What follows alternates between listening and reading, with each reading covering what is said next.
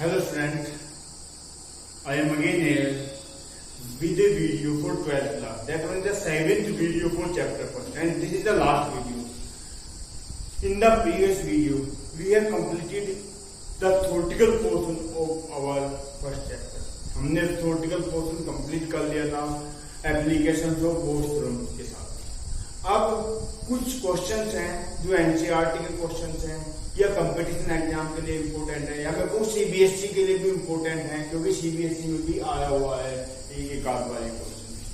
तो इन क्वेश्चन को थोड़ा डिस्कस करते हैं। इनको डिस्कस करने का रीजन ये भी है कि आपके लिए फर्दर यूज में आएंगे और ये भी रीजन है कि आप इस टाइप की प्रॉब्लम कैसे सोल्व कर सकते हैं। थोड़ा कहीं ना कहीं आपका एनालिटिकल माइंड आ जाएगा कि आप प्रॉब्लम्स आएगी तो कैसे सोल्व कर सकते हैं।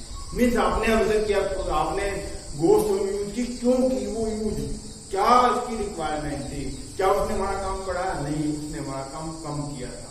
अब उसके बिना एक क्वेश्चन सोल्व करेंगे, देखते हैं कैसे सोल्व करेंगे। तो सबसे पहला क्वेश्चन हमारा है obtain the formula for the electric field due to a long thin wire of uniform linear charge density lambda without using Gauss law.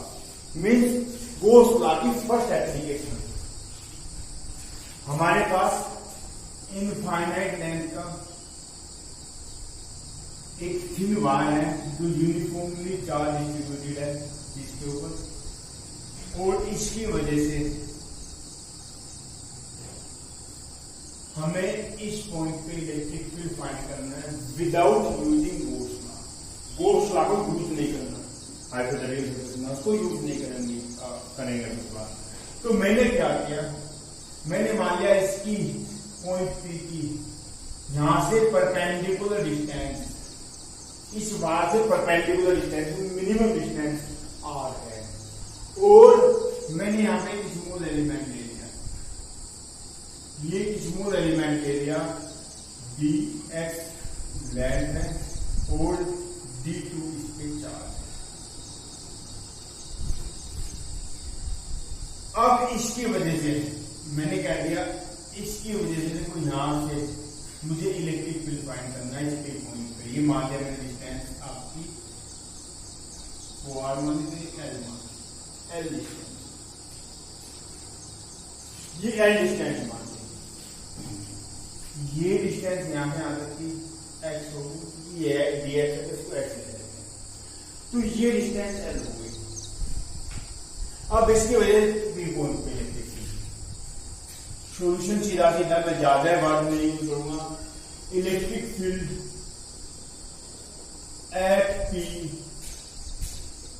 Due to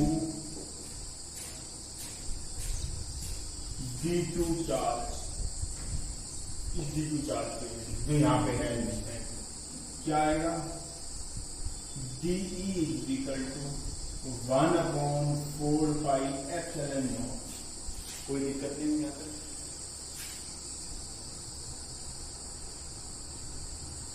D2/L², कोई दिक्कत नहीं, D2/L²। अब ये राइट एंगल ट्रायंगल है तो आप लिख सकते हो 1/4 पाई एप्सिलॉन नॉट D2/R²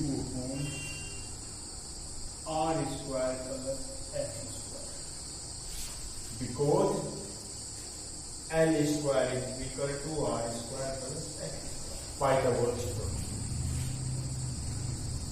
अब देखो ये इलेक्ट्रिक फील्ड होगा डायरेक्शन ह्यूमिडिटी, ये मैंने एंगल क्या दिया थीटा, देखो ये थीटा है तो ये भी थीटा, इसमें कोई दो नहीं, ये थीटा है तो ये भी थीटा। अब इसके डी के दो रेक्टेंगुलर कंपोनेंट हो,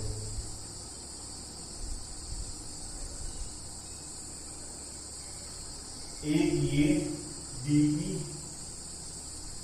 कोस थीटा और एक ये डी साइन। ऐसा ही मैंने एक एलिमेंट यहां पे ले लिया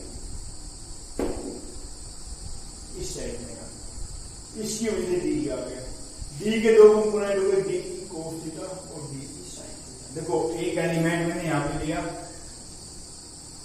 सेम, तो इसकी वजह से भी डी आया क्योंकि डिस्टेंस है, ये डिस्टेंस यहां से आ सकती है ऐसी है, ये आ गया, इसके भी दो कंपोनेंट हुए, D sine theta D cos theta. तो D sine theta cancel out हो गया, यहाँ कंपोनेंट कैसे कैंसिल, यहाँ कंपोनेंट कैसे कैंसिल। तो कहने का मतलब है कि डी साइन थीटा सारे कैंसिल हो जाएंगे और डी कोस थीटा ऐड हो जाएंगे। Here the cos component of electric field added up and sine component are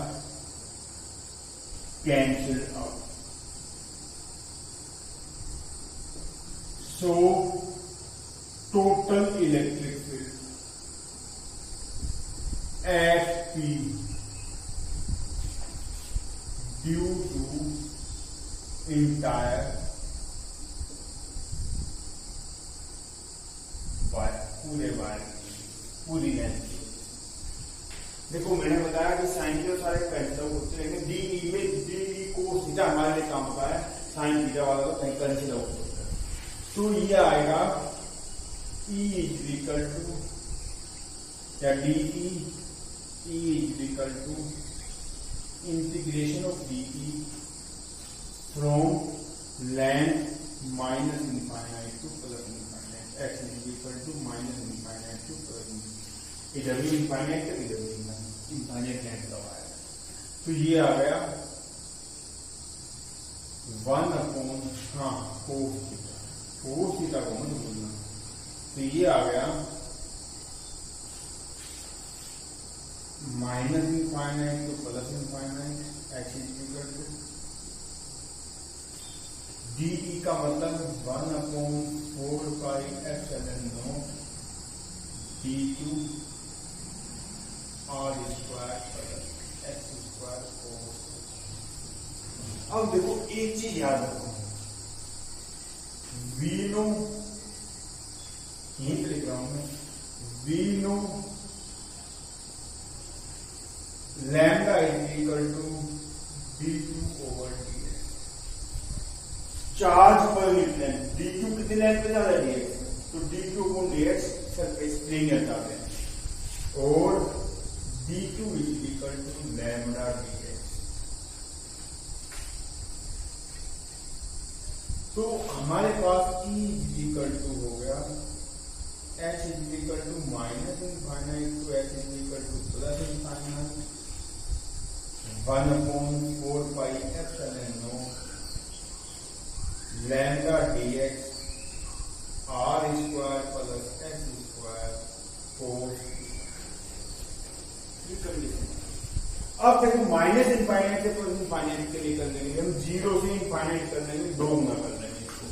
ये एक इंटीग्रेशन का गुण है और E इज इक्वल टू हो जाएगा आपका 2 into x is equal to 0 to infinite 1 upon 4 pi epsilon naught lambda होगी, लैम्डा में यहां लूंगा dx upon r square plus h square into 4। अब हमारे पास दिक्कत कहां है? देखो दिक्कत क्या है हमारे पास, दिक्कत सबसे बड़ी है कि हमारे पास वेरिएबल x भी है, x की वैल्यू चेंज होती जाएगी लेंथ बढ़ने के साथ, और हमारे पास वेरिएबल थीटा भी है, थीटा की वैल्यू चेंज होती जाएगी। तो अब हम क्या करेंगे, we know tan theta is equal tan theta perpendicular upon base और x is equal to r tan theta is equal to perpendicular upon base, theta सामने परपेंडिकुलर ये बेस और x is equal to r tan। अब differentiate करो, dx is equal to, देखो x का differential dx हो गया, r तो कांस्टेंट क्वांटिटी परपेंडिकुलर डिस्टेंस तो वही रहेगी r, चाहे कहीं से परपेंडिकुलर डिस्टेंस कांस्टेंट है। tan थीटा का डिफरेंशियल होता है sec स्क्वायर थीटा और थीटा का हो जाएगा d। ये dx की वैल्यू आ गई। पुटिंग वैल्यू दो x एंड dx। अब ये वैल्यू यहां पर पुट करेंगे। e is equal to 2, x is equal to 0 to sorry, जब हम देखो इसको d थीटा में ले लेंगे, dx को d थीटा में ले लेंगे, तो लिमिट भी हमें x की जगह थीटा पे लगानी पड़ेगी। कैसे लगाएंगे? अगर x इज इक्वल टू 0 है तो tan theta is equal to 0 हो गया और थीटा इज इक्वल टू 0। और अगर x is equal to infinite है तो tan theta is equal to infinite हो गया और theta is equal to 90 degree. tan की 90 डिग्री की वैल्यू इनफाइनाइट होगी, 0 डिग्री 0, तो theta is equal to 0 to 90 या पाई बाई 2 कह लो। 0 टू 90 या 0 टू पाई बाई 2 एक ही बात है। 0 to 90 0 to pi by 2। And देखो ये वैल्यू पुट करेंगे lambda upon 4 pi epsilon naught. ये था dx की जगह हम क्या करेंगे? r sec square theta d theta and r square और x की जगह r square tan square theta into cos theta. ये वैल्यू देखो हमने क्या किया, dx की जगह तो ये वैल्यू पुट कर दी, ये वाली वैल्यू, और x की जगह ये वाली वैल्यू पुट कर दी। लिमिट मैंने बताया कि जब x इज इक्वल टू 0 तो थीटा इज इक्वल टू 0 आ गया, क्योंकि d थीटा थीटा के रेस्पेक्ट में डिफरेंशिएट करोगे, यहाँ x के रेस्पेक्ट में कर रहे थे, यहाँ थीटा के रेस्पेक्ट में इंटीग्रेट करोगे, थीटा वाली लिमिट लेनी पड़ेगी फिर आपको। और जब theta is equal to infinite, x is equal to infinite तो थीटा की वैल्यू 90 डिग्री। अब ये हो गया 2 lambda upon 4 pi epsilon naught into 0 to 90 r sec square theta upon r square 1 plus tan square cos theta और d theta. r sec square theta d theta, r square common ले लिया 1 plus tan square theta cos theta. तो ये आ गया lambda upon 2 pi epsilon naught 0 to 90 और sec square theta d theta upon r square sec square theta cos। sec square theta से ये cut गया, r से r कट गया, क्योंकि आपको पता है 1 plus tan square theta is equal to sec square theta होता है। ये पता है कि 1 plus tan square theta is equal to sec square theta होता है, तो 1 plus tan square theta sec square. तो ये आ गया lambda upon 2 pi epsilon naught, r भी बाहर आ गया 0 to 90 cos theta d theta, तो cos थीटा इंटीग्रेशन आता है sin थीटा। तो lambda upon 2 pi epsilon naught r sin theta pi by 90 and एक बार sin 90 रखोगे तो 1 आ जाएगा, sin 0 रखोगे तो 0 आ जाएगा, 1 माइनस 0 1, अपर लिमिट माइनस लोअर लिमिट। तो ये हो जाएगा आपका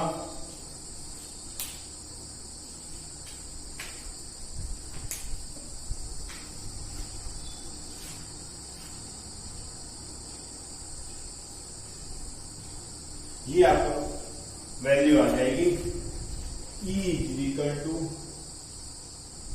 lambda upon 2 pi epsilon naught r and that one is sin 90 minus sin। तो E इज इक्वल टू आ जाएगा lambda upon 2 pi epsilon naught r। और अगर आपको याद हो ये दो स्टूडेंट से लाया था lambda upon 2 pi epsilon naught r distance.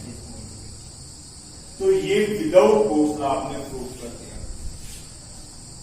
अब नेक्स्ट बात करते हैं, नेक्स्ट क्वेश्चन।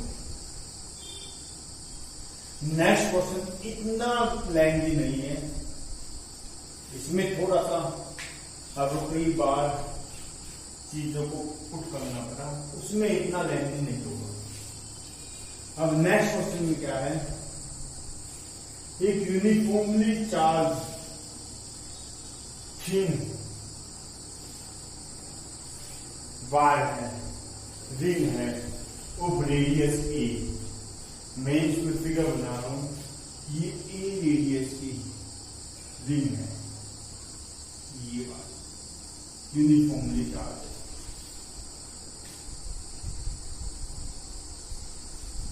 अब मैंने मान लिया Q तो चार्ज है रिंग पर, Q रिंग पे चार्ज है, ए इसकी रेडियस है,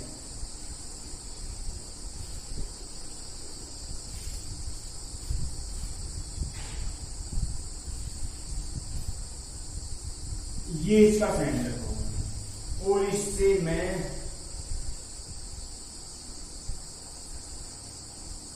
x डिस्टेंस पे इलेक्ट्रिक फील्ड, इसके सेंटर से x डिस्टेंस पे या r डिस्टेंस पे कह दो, मैं इलेक्ट्रिक फील्ड फाइंड करने की बात करता हूँ, उसके सेंटर से r डिस्टेंस पे E पॉइंट। अब ये इसकी रेडियस होगी ए, देखो ये होगी, ये इसकी रेडियस होगी, मीन्स ये ऐसे रिंग बन गई, ऐसे रिंग रखी है, मीन्स एक सर्कुलर वायर ऐसे, इस पे चार्ज हुआ है, तो इसकी लीनियर चार्ज डेंसिटी कितनी होगी, linear charge density,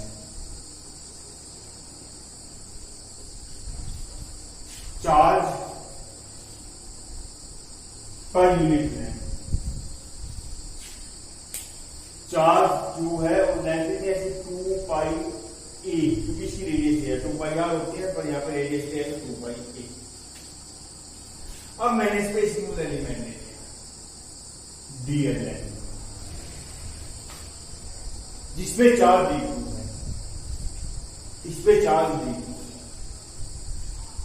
DL net का स्मॉल एलिमेंट ले लिया, चार्ज D2 है। अब D2 चार्ज है डीएल नेट, यूनिट लेंथ में चार्ज कितना है, Q/2 pi A, charge on unit length. और कंफ्यूज होने की जरूरत नहीं, लैम्डा इक्वल टू क्या होता है, बताया मैंने आपको dQ/dl, dl लेंथ है, dQ पे चार्ज है, और dQ equal to lambda dl, और लैम्डा की वैल्यू ये थी Q/2 pi a into dl, ये आपकी लैम्डा की वैल्यू। अब इसकी वजह से P पॉइंट पे इलेक्ट्रिक फील्ड की बात करते हैं, यहां P पॉइंट पे देखो, ये इससे x डिस्टेंस पे है, तो कितना इलेक्ट्रिक फील्ड हो गया, DE कह दिया हमने इसको, और DE कितना हो गया, DE is equal to 1/4 pi epsilon naught d2/x square, यहां पे डिफरेंस होगी x स्क्वायर, ये DE हो गया। अब फिर वही DE के दो कंपोनेंट हो, देखो अगर मैं इस एंगल को थीटा कहता हूं तो ये भी एंगल थीटा है। अब DE के दो कंपोनेंट हो गए, एक कंपोनेंट ये DE cos थीटा और एक कंपोनेंट ये DE sin, दो कंपोनेंट हो गए। ऐसे ही मैंने एक स्मॉल एलिमेंट यहां पे ले लिया, इसकी वजह से ये इलेक्ट्रिक, यहां पे स्मॉल एलिमेंट उतना ही डीएल लेंथ करी, dx d2 चार्ज करी, अब इसकी वजह से इलेक्ट्रिक फील्ड लिया। अब ये भी एंगल थीटा ही बनाएगा, ये भी थीटा ही होगा, फिर इसके भी दो कंपोनेंट हो गए, एक ये और एक ये, तो DE cos थीटा होगा एक तरह से कंपोनेंट, और एक DE sin थीटा, वही चीज DE sin थीटा आपस में कैंसिल हो जाएगी, DE cos थीटा जुड़ जाएंगे। अब ऐसे ही यहाँ पे एक एलिमेंट, तो ऐसे ही यहाँ पे, ऐसे ही यहाँ पे, ऐसे ही यहाँ पे, ऐसे ही यहाँ पे, ऐसे ही यहाँ पे, तो सबके साइन कंपोनेंट कैंसिल आउट होते रहेंगे और कोस कंपोनेंट ऐड होते रहेंगे। So total electric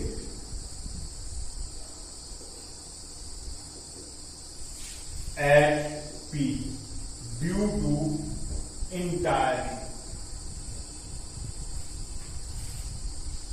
E is equal to integration of DE cos theta. याद रखना कि यहाँ पे कंट्रीब्यूशन सिर्फ cos थीटा देगा, साइन तो कैंसिल आउट होता है। DE का cos थीटा कंपोनेंट, तो that one is 1/4 pi epsilon naught d2/x square. अब हम क्या करेंगे, 1/4 पाई एप्सिलॉन नॉट को तो कॉमन लेंगे और d2 की वैल्यू रखेंगे। d2 is equal to 2/2 pi a dl और इंटू 1/x स्क्वायर है ऑलरेडी। अब x स्क्वायर इक्वल टू क्या है, r square plus a square, तो ये हो जाएगा 2/4 pi epsilon naught into 1/2 pi a dl upon a square plus r square, because x square is equal to a square plus r square. ये आ गया।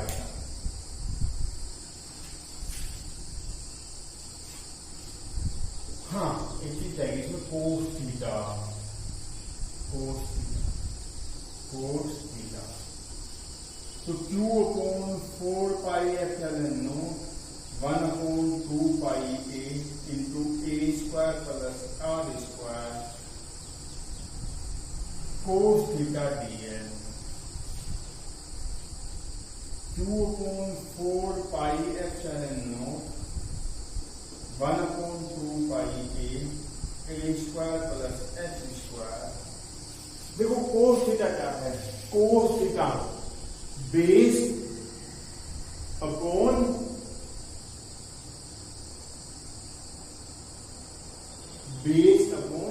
Hypotenuse, r upon x into dl, because cos theta is equal to r upon x। अब इसका integration करोगे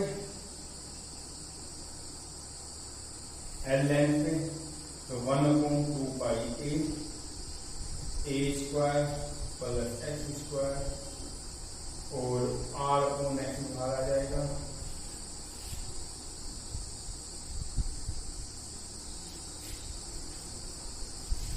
हमने ये r square बताया into dl का इंटीग्रेशन L आ जाएगा।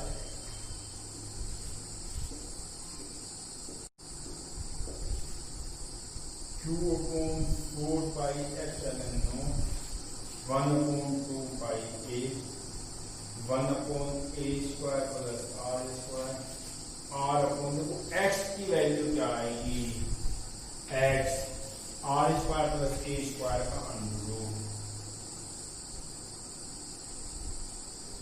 और dl की value l, 2/4 pi epsilon naught 1/2 pi a 1/a square plus r square की पावर 3/2, यहाँ पे r भी है और ये l हो जाएगा 2 पाई।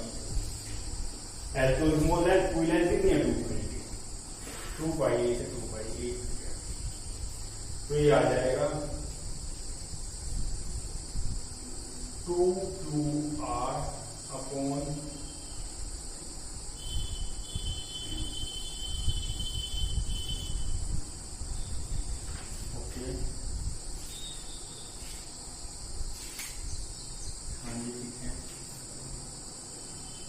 r upon 4 pi epsilon not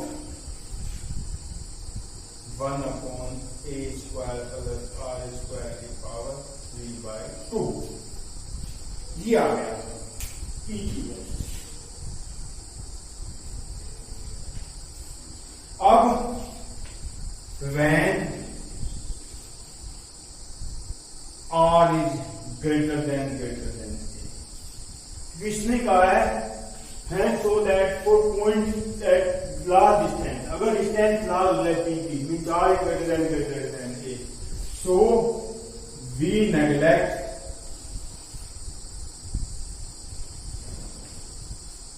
a square in compared to r square. a square को r स्क्वायर कंपेयर में नेग्लेक्ट कर देंगे, तो r स्क्वायर के कंपेयर में स्क्वायर है तो r cos 3/2, r cos 3 हो जाएगा, r कट जाएगा, तो e इक्वल टू आ जाएगा 1/4 pi epsilon not qr upon r की cube.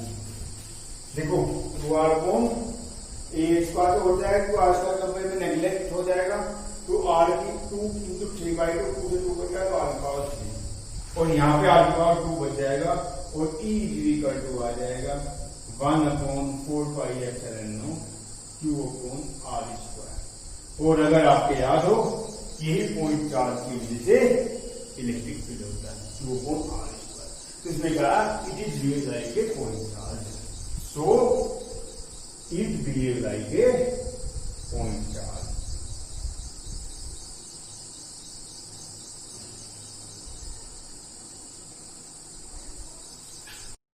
Now we will discuss about the remaining 3 questions.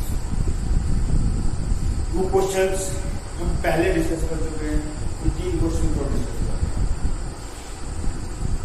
पहला क्वेश्चन है एक thin semi circular ring of radius a is charged uniformly and charge point length is lambda. Find the electric field at its center. So friends, now we discuss remaining 3 questions.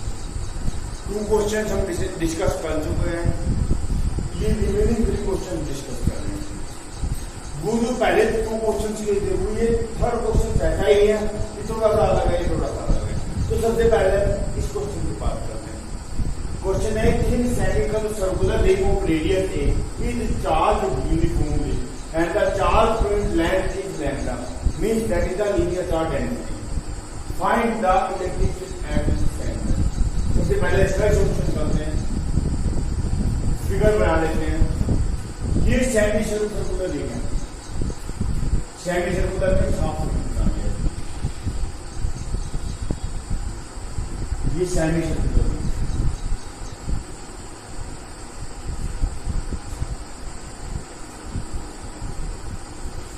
इसकी radius आपकी a है, ये centre हो गया और ये radius ए।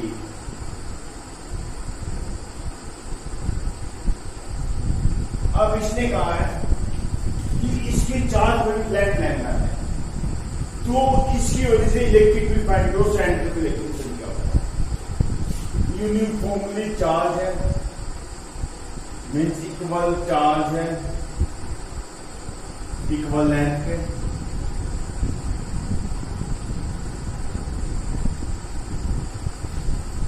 देखो हम यहां एक स्मूथ एलिमेंट लेते हैं, ये मेरे स्मूथ एलिमेंट लेते हैं DLN, इसका एंगल यहां से थीटा एंगल बनाना है। स्मॉल एलिमेंट जो हमने लिया है DLN का, ये एक थीटा एंगल बनाना है और इस पे चार्ज मैंने d2 मान लिया, तो आपको पता है lambda is equal to d2 upon dl, charge point d2 upon dl, ये आपको पता रेडियस a है। So electric field due to this small element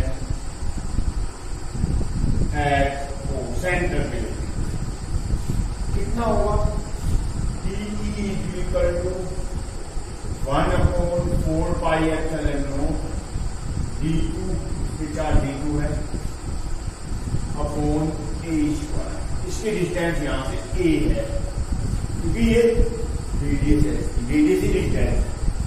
यहां से d2 की वैल्यू आ जाती है आपकी लैम्डा d, मुझे बार बार बताने की जरूरत है। ये हो गया। अब अगर मैं इस डी की डायरेक्शन की बात करूं, डी डायरेक्शन, ये आपका डी हो गया। फिर से वही डी के दो रेक्टेंगुलर कंपोनेंट हो गए, दो रेक्टेंगुलर कंपोनेंट, एक ये डी की कोस थीटा एंड डी की साइन थीटा। ये बार बार बताने की जरूरत है। अब ऐसे ही एलिमेंट में याद होगा, यहां से लिया आ जाएगा, उसके भी दो component D cos theta D sine theta, sign theta cancel हो जाएगा, वो कोस थीटा ऐड अप हो जाएंगे। आपको जितने भी तीसरा क्वेश्चन है तीनों में ही कोस थीटा ऐड अप हो रहा है। सो total electric field at the center of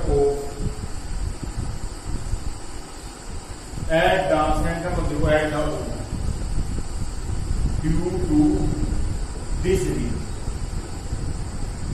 बार बार लिखने की जरूरत नहीं, कोस साइन कैंसिल होगा, कोस जुड़ जाएगा, बस आप देखो E is equal to D का इंटीग्रेशन और डी के साथ कोस थीटा ऐड कर देना, डी कोस थीटा का डी कोस थीटा और उसका इंटीग्रेट कर देना, पूरे का आ जाएगा। अब अगर मैं बात करूं, देखो यहां पे अगर मैं कहूं इसने एंगल बनाया, स्मॉल एलिमेंट ने क्या एंगल बनाया, इसको मैंने डी थीटा कह दिया। जो स्मॉल एलिमेंट ने यहां पे एंगल बनाया, देखो ये तो थीटा हो गया आपका, और जो स्मॉल एलिमेंट ने एंगल बनाया यहाँ पे सेंटर में, that one is D theta small element. ये डी थीटा हो गया। तो E is equal to we know angle is equal to are over radius, आपको बहुत पहले से पता है।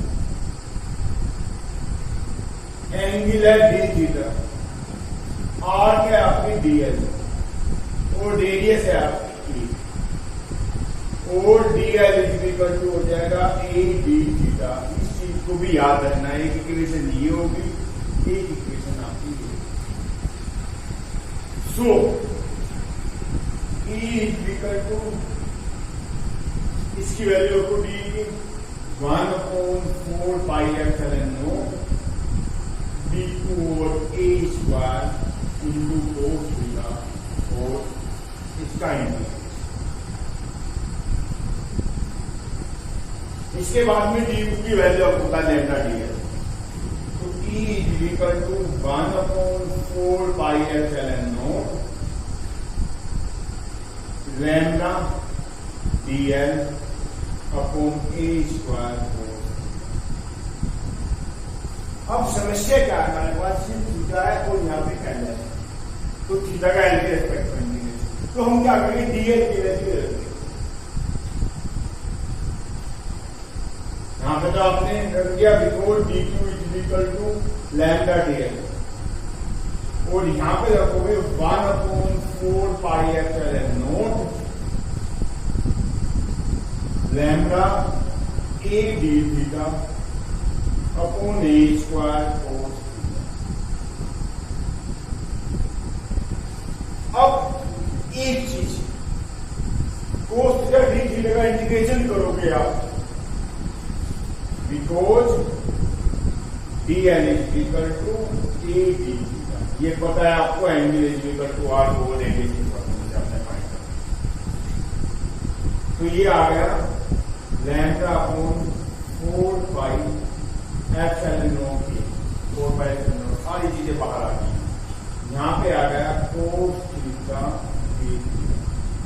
अब थीटा की लिमिट लगा, देखो थीटा कहां से स्टार्ट हुआ, यहां से स्टार्ट हुआ थीटा, यहां तक मिडिल से, और फिर यहां से यहां तक, मीन्स -π/2 से +π/2, तो थीटा की लिमिट होगी -π/2 प्लस। देखो थीटा की लिमिट हम यहां से ओ से स्टार्ट कर रहे हैं, तो इससे -π/2 नीचे है और +π/2, तो लिमिट होगी -π/2 प्लस π। और इसको आपको मैंने पहले बताया था डबल कर लेते हैं 4 पाई एप्सिलॉन नॉट ए, इसको आप डबल कर लोगे और लिमिट लगा दो 0 to pi by cos theta D theta. आप क्या होता है ऐसे भी छोड़ सकते हो, जो वैल्यू को फिर वही बात करनी है, फिर वैल्यू हो गया। अब इसको आगे बस हमें इंटीग्रेट करना है, सोल्व करना है। अब इसको आगे इंटीग्रेट करेंगे, cos थीटा इंटीग्रेशन होता है साइन थीटा, तो ये आ जाएगा equal to lambda upon 2 pi epsilon naught a sine theta, cos theta D theta का इंटीग्रेशन साइन थीटा और 0 to पाई। तो E equal to lambda upon 2 pi epsilon naught a sine pi by 2 upper limit minus lower limit sine theta. ये 1 हो जाएगा, ये 0 हो जाएगा, 1 minus 0 1, तो ये आ जाएगा 2 पाई एप्सिलॉन नॉट। ये आपकी E की वैल्यू है। ये हो गया आपका पहला सॉल्यूशन, बिल्कुल ऐसा ही है जैसे हमने पहले दो किए। An early model of an atom considered it to have a positively charge point nucleus और चार्ज जेट surrounded by a uniform density of negative charge up to a radius r. The atom as a whole is neutral. For this model, what is the electric field at a distant charge from the nucleus? जो पहला model था, तो सबसे पहला जो model आया था that one is Thompson model, उसने क्या कहा था? उसने कहा था कि एक न्यूक्लियस होता है सेंटर में, जिसमें प्रोटॉन और न्यूट्रॉन होते हैं, सारा पॉजिटिव चार्ज होता है, और उसके बाद सारा as a whole negative charge होता है, यूनिफॉर्मली डिस्ट्रीब्यूटेड होता है। उसने इलेक्ट्रॉन की बात नहीं की थी, उसने कहा चार्ज ही सारा सारा नेगेटिव है, वो सारा सारा स्पेस ही नेगेटिव है, उसमें नहीं देखो कुछ स्पेस है कुछ इलेक्ट्रॉन है, उसने नहीं कहा इलेक्ट्रॉन और स्पेस है, उसने कहा सारा सारा ही नेगेटिव चार्ज है। तो उसी मॉडल की बात कर रहा है। मेन्स इसको बोलते हैं प्लम्स इन पडिंग। जैसे मान लिया खरबूजा, उसके अंदर बीज होते हैं, तो बीज जो होते हैं वो आपके इलेक्ट्रॉन साइड लेके देंगे और सॉरी पॉजिटिव चार्ज, और जो आपका खरबूजा है सारा वो अलग चीज है। तो अर्ली मॉडल की बात कर रहा है, ये कह रहा है कि सेंटर है, न्यूक्लियस है, उस पर इतना चार्ज है और बाकी बाहर जो सराउंडेड है उस पर सारा इतना ही नेगेटिव चार्ज है आर रेडियस। तो मैं अगर इसका मॉडल की फिगर बनाऊंगा तो उसने कुछ ऐसा कहा है,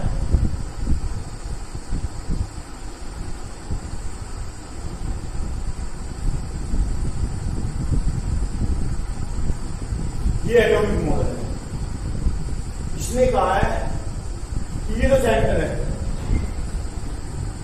यहां पे तो सारा पॉजिटिव चार्ज है और उसके बाद में हर जगह नेगेटिव चार्ज है, पूरे के पूरे स्पेस में आर रेडियस तक नेगेटिव चार्ज, ये सारा नेगेटिव चार्ज है, यूनिफॉर्मली डिस्ट्रीब्यूटेड है पूरे के पूरे एरिया में, पूरी की पूरी वॉल्यूम में।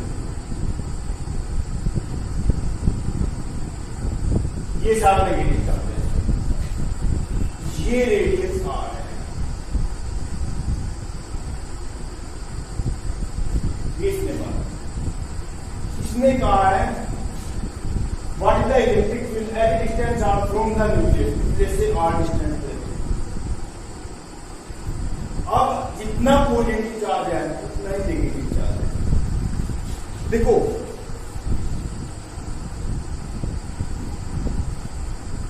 that volume charge density is rho. Rho volume charge density means unit area पे चार्ज, यूनिट वॉल्यूम पे चार्ज है, और पूरा वॉल्यूम कितना है इसका 4/3 पाई आर। इस स्फीयर का वॉल्यूम क्या होता है 4/3 पाई आर। यूनिट पे ये चार्ज है, पूरे पे ये चार्ज है, और वो होना कितना है ZE माइनस प्लस का ZE यहाँ पे होगा, क्योंकि सारा माइनस ZE, क्योंकि जितना प्लस उतना माइनस एज ए होल ये क्या है ना, न्यूट्रल रहता है, तो इतना ही माइनस जेड जाता है। तो यहां से अगर मैं इसकी बात करूं तो माइनस जेड अपॉन 3/4 r, ये इसकी चार्ज डेंसिटी होगी, -3 अपॉन 4 r। अब देखो कंडीशन क्या है, मैंने r डिस्टेंस ने कहा at a distance r from the nucleus, nucleus से r डिस्टेंस है।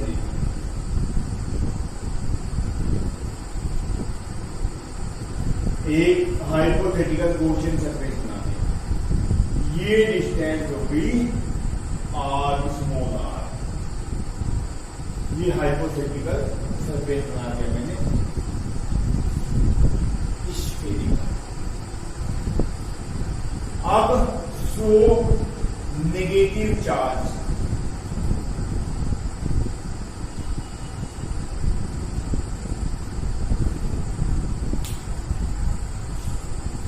इसके केस ही कर रहे हैं। पहला केस करेंगे, first when r is when point is inside the atom, inside that B point atom के inside में, और r is less than r, ये वाली condition.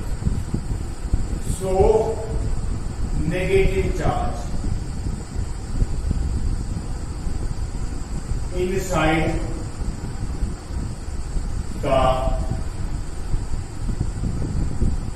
Gaussian surface, Gaussian surface आपको बार बार बताने की जरूरत है, जो हाइपोथेटिकल स्मॉल r रेडियस का सरफेस बनाना है, कितना होगा 2 कितना चार्ज होगा नेगेटिव का,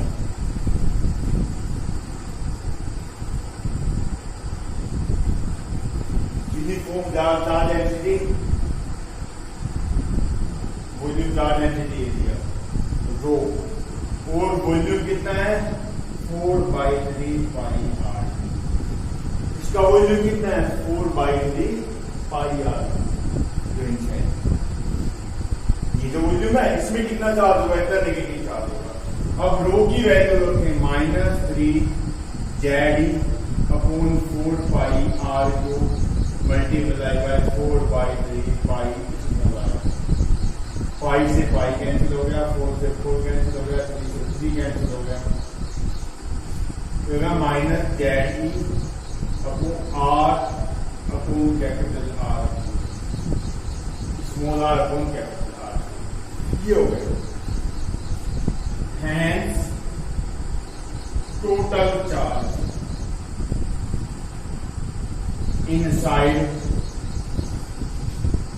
the Gaussian surface,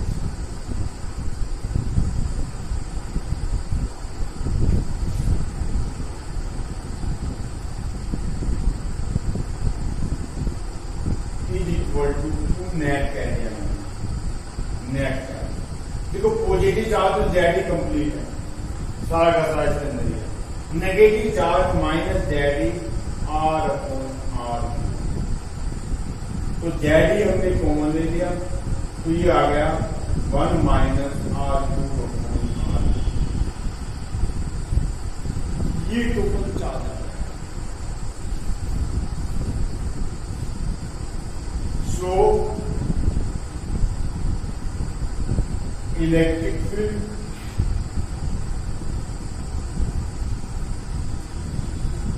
electric flux find करें, electric flux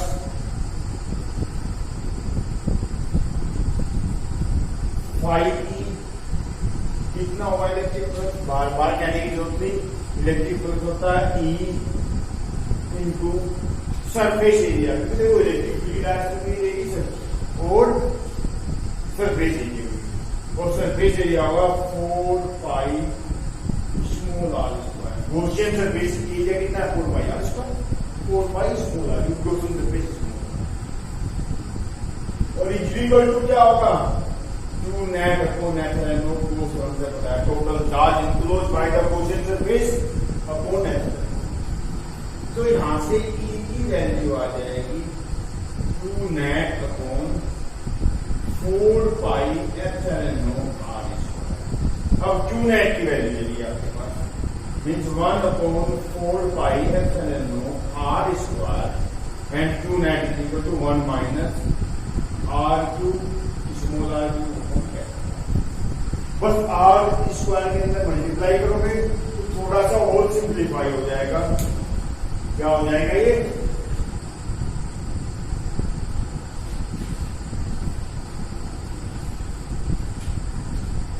is equal to 1 upon 4 pi epsilon naught r square के अंदर मल्टीप्लाई करोगे तो 1 अपॉन r स्क्वायर माइनस इधर मल्टीप्लाई करोगे तो ऊपर r बच जाएगा नीचे आ जाएगा। ये हो गया आपका इलेक्ट्रिक फील्ड। तो जब r स्क्वायर की यहाँ मल्टीप्लाई करोगे तो r स्क्वायर आ जाएगा, यहाँ मल्टीप्लाई करोगे तो ऊपर की क्यूब कर जाएगी r स्क्वायर से ऊपर r बच जाएगा। तो ये आप करेंगे। सेकेंड पॉइंट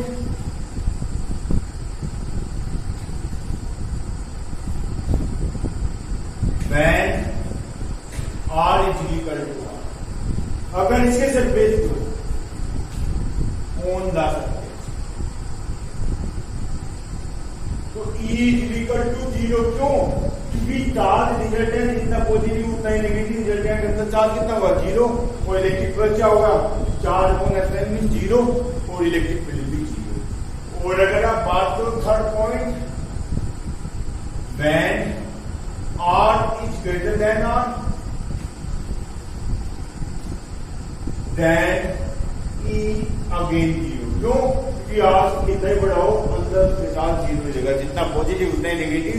तो गॉसियन सरफेस बनाओ मान लिया कहीं भी तो उसके अंदर चार्ज 0 हो गया तो इलेक्ट्रिक फील्ड 0 हो गया। ये आपकी फोर्थ प्रॉब्लम है। It is not believe now believe that protons and neutrons are themselves built out of more elementary units called quarks. A proton and a neutron consist of 3 quarks each. 2 types of quarks, the so-called up quark denoted by U of charge plus 2 by 3 and the down quark denoted by D of charge minus 1 by 3 together with electrons built up or ordinary matter. Suggest a possible quark composition of a proton and neutron। अब जो नया model है देखो अब तक तो हमने पढ़ा है क्वांटाइजेशन ऑफ चार्ज की इलेक्ट्रॉन से छोटा चार्ज होता है, पर ये क्या कह रहा है नया मॉडल। अभी ये थ्योरी हमारी सिलेबस में नहीं आई है, क्वार्क थ्योरी जिसको बोलते हैं। तो अभी हम इसकी बात करते हैं क्वेश्चन आंसर में। उसने कहा है कि अब ये माना जाने लगा है, it is now believe that, अब ये माना जाने लगा है कि प्रोटॉन भी एलिमेंट्री पार्टिकल होंगे, उससे भी छोटे पार्टिकल से मिलकर बने हैं जिनको हम क्वार्क कह रहे हैं। अब क्वार्क दो तरीके के हैं, एक अप क्वार्क जिसपे चार्ज है प्लस 2 by 3, एक डाउन क्वार्क जिसपे चार्ज है माइनस 1 by 3। वो प्रोटॉन और इलेक्ट्रॉन न्यूट्रॉन बने हैं। इलेक्ट्रॉन तो उसने कहा है electron filled up ordinary matter, electron तो ऑर्डिनरी मैटर से बना है, पर प्रोटॉन और न्यूट्रॉन आपके क्वार्क से मिलकर बने, 3 क्वार्क से मिलकर एक चीज बनी। देखो 3 क्वार्क, एक proton and neutron consist of 3 quark, हर एक 3 क्वार्क से मिलकर बने। तो इसने कहा कि पॉसिबिलिटी बताओ कि प्रोटॉन में क्या कंपोजिशन होगा, कि 3 क्वार्क होने हैं, कितने अप होंगे कितने डाउन होंगे, ऐसे न्यूट्रॉन में कितने अप होंगे कितने डाउन। बहुत इजी क्वेश्चन है। अब इसका सॉल्यूशन करते हैं। Let protons contain x up quark and 3 minus x down quark। Means x तो उसमें up quark है और 3 minus x down quark। तो x up quark होने से कितना चार्ज होगा उस पे, एक अप क्वार्क को 2 by 3 तो x पे 2 by 3 into x। Down quark होने से कितना चार्ज होगा इसमें,